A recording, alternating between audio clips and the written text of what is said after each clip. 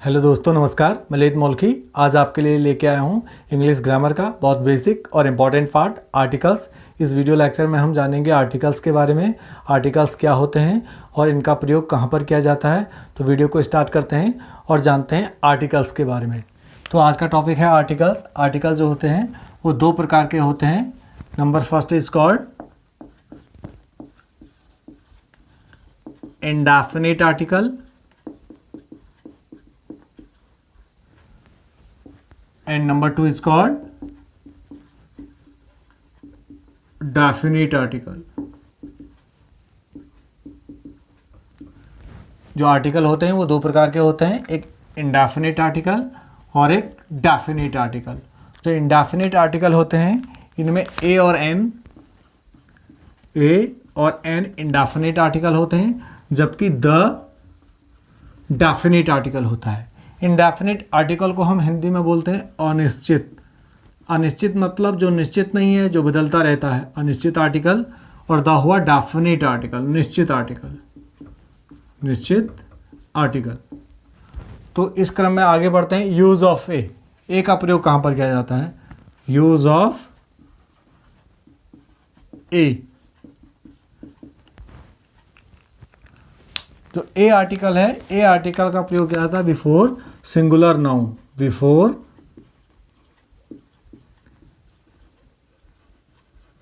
Singular countable noun. यानी कि singular countable noun से पूर्व किसका प्रयोग किया जाता है? ए का प्रयोग किया जाता है। यहां पर एक शब्द आया है काउंटेबल। काउंटेबल, काउंटेबल का मतलब होता है वह संख्या जिसकी गिनती की जा सकती है, यानी कि जिसको गिना जा सकता है। उनकी संख्या कितनी है? 1 है, 10 है, 1000 है, लाख है, उसको बोलते हैं काउंटेबल। दूसरा वर्ड होता है अनकाउंटेबल। अनकाउंटेबल का मतलब होता है जिसकी गिनती नहीं की जा सकती, जो अनगिनत है, जिसकी गिनती नहीं की जा सकती है, जो अनकाउंटेबल है, जिसकी गिनती नहीं की जा सकती है, जो अनगिनत है, उनको अनकाउंटेबल कहा जाता है। तो जब भी हम ए का प्रयोग करेंगे तो ए का प्रयोग करते समय इस बात का ध्यान रखेंगे कि हमेशा जो सिंगुलर काउंटेबल नाउन है और इंडेफिनिट है उससे पहले ए का इस्तेमाल किया जाएगा या ए का प्रयोग किया जाएगा। जो प्रयोग ए का होता है उसी प्रकार यूज ऑफ एन भी होता है। यूज ऑफ एन, पर एन में एक चीज़ का ध्यान रखना पड़ता है, वाउल साउंड का ध्यान रखना पड़ता है। यूज ऑफ एन में आएगा कि इसका प्रयोग भी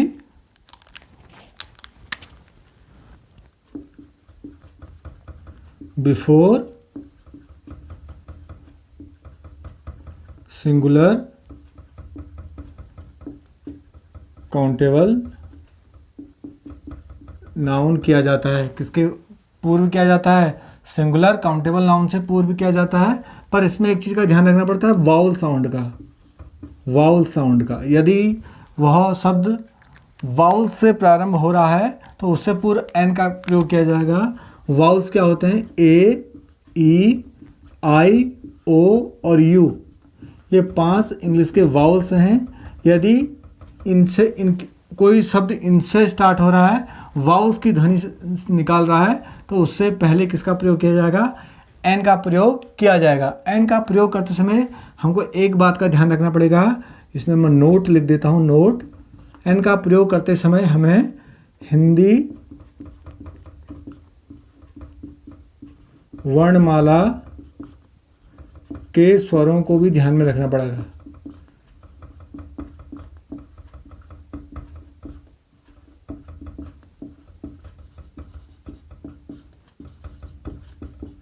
हिंदी वर्णमाला के स्वर, हिंदी वर्णमाला के स्वर क्या होते हैं? अ से लेकर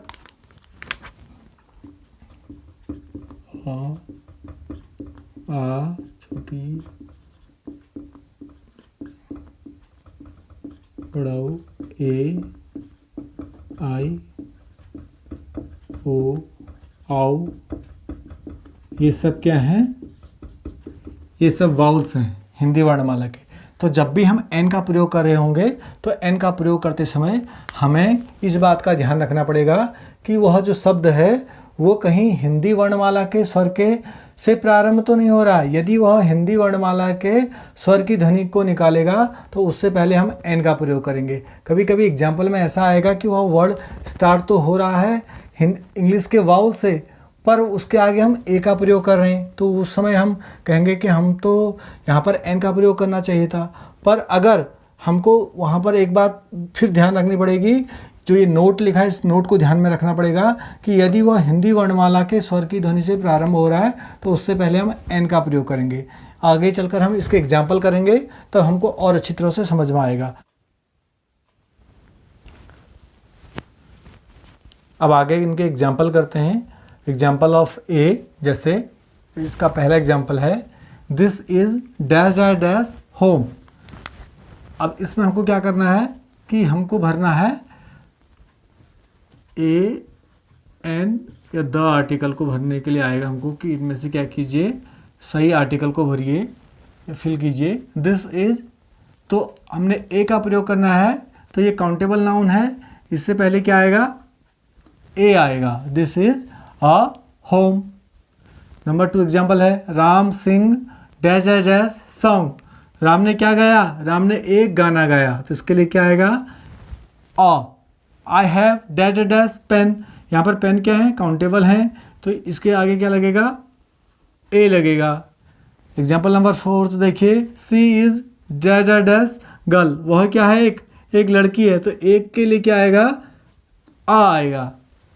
एग्जाम्पल नंबर 5 है Sita is dash dash dash beautiful girl. अब हम देखते हैं ये इसमें गर्ल्स क्या है, ये नाउन है, और ब्यूटीफुल क्या है, ये एडजेक्टिव है।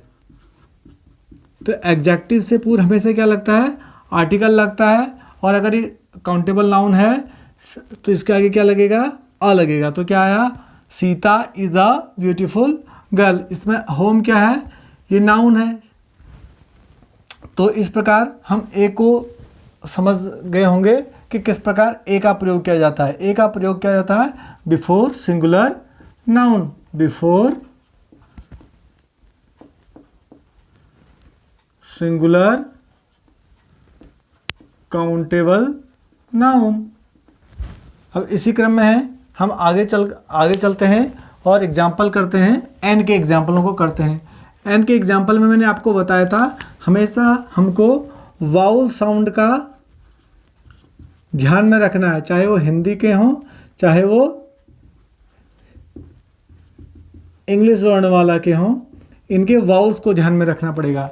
अब देखते हैं कि this is dash dash dash umbrella. अब हमको एग्जाम्पल दे देगा कि इसमें या तो ए भरिए या तो इसमें एन को फिल करिए। तो मैंने बताया था कि जब भी कोई शब्द शुरू होता है उसको यहाँ से देखना वो किससे शुरू हो रहा है।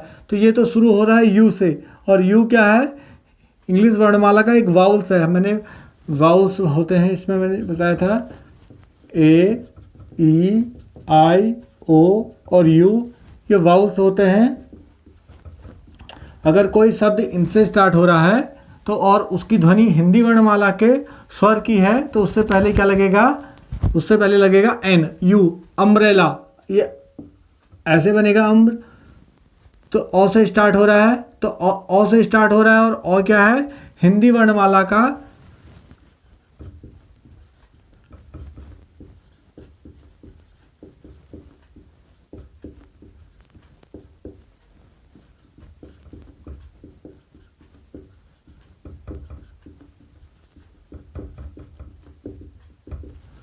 हिंदी वर्णमाला का क्या है, हिंदी वर्णमाला का और इंग्लिश वर्णमाला दोनों का ही क्या है, स्वर है। तो इससे पहले क्या लगेगा, एन लगेगा। तो ये हो जाएगा दिस इज एन अम्ब्रेला। अब दूसरा एग्जाम्पल करते हैं, he has dash dash dash Apple. Apple में किससे स्टार्ट हो रहा है, ए से स्टार्ट हो रहा है, ए वाउल से है, और एप्पल ए से स्टार्ट हो रहा है, तो क्या आएगा, एन आएगा। इस बात का हमको ध्यान रखना पड़ेगा कि किससे स्टार्ट हो रहा है, वो हिंदी वर्णमाला का होना जरूरी है। जैसे अगला है she is dash dash dash MLA या एमपी। वह क्या है, एक एमएलए है या एमपी है, तो एम, अब एम यहाँ पर ध्यान रखने वाली बात है, एम होने को तो जो एम है, एम कॉन्सोनेंट है, कॉन्सोनेंट से है इंग्लिश वर्णमाला का, पर लेकिन अगर देखा जाए तो ये हिंदी वर्णमाला का क्या है, एम एल ए। तो एम किसकी ध्वनि निकाल रहा है, हिंदी वर्णमाला के स्वर की ध्वनि निकाल रहा है, तो इसके आगे क्या लगेगा, एन। इस बात का विशेष कर ध्यान रखें, इसीलिए मैंने पहले ही आपको इसके साथ साथ में हिंदी वर्णमाला की स्वरों को भी इसके साथ ऐड किया, ताकि आगे चलकर आपको कन्फ्यूजन ना हो। अगला एग्जाम्पल करते हैं, और अगले एग्जाम्पल में हम और अच्छी तरह से समझेंगे कि इसका क्या मीनिंग है। अगला एग्जाम्पल कहता है, Ramesh is dash dash dash NCC officer. Ramesh क्या है, एक एनसीसी ऑफिसर है, तो इसके आगे ए लगेगा या एन लगेगा। अब देखते हैं, अगर इसमें भी यही देखते हैं, ये स्टार्ट तो एन से हो रहा है, और एन तो एक कॉन्सोनेंट है,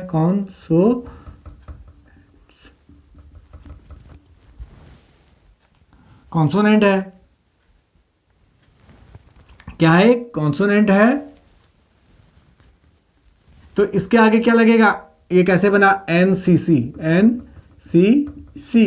तो एन किसकी से स्टार्ट हो रहा है, ये निकाल रहा है एक स्वर की, हिंदी वर्णमाला के स्वर की निकाल रहा है, तो इसके आगे क्या लगेगा, एन लगेगा, ए नहीं आएगा। अब आप कहोगे सर ये तो कॉन्सोनेंट है, और कॉन्सोनेंट से पहले तो ए लगता है, पर मैं साथ साथ में ये भी कह रहा हूँ कि आपको इस बात का भी ध्यान रखना पड़ेगा कि वह हिंदी वर्णमाला के स्वर की ध्वनि तो नहीं निकाल रहा कहीं। यदि वह शब्द हिंदी वर्णमाला के स्वर के साउंड निकालेगा तो उससे पहले एन लगेगा।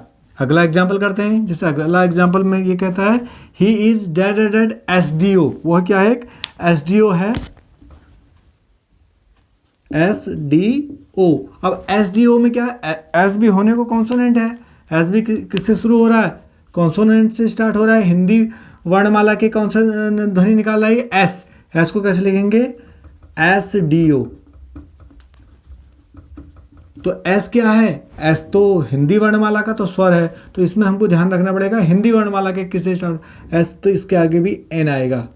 अब ऐसा नहीं कि एस देखते ही हम कॉन्सोनेंट है इसके आगे ए लगा दे रहे हैं, ए नहीं लगेगा, एन लगेगा, क्योंकि एस जो है वह हिंदी वर्णमाला के किससे स्टार्ट हो रहा है, ए से स्टार्ट हो रहा है।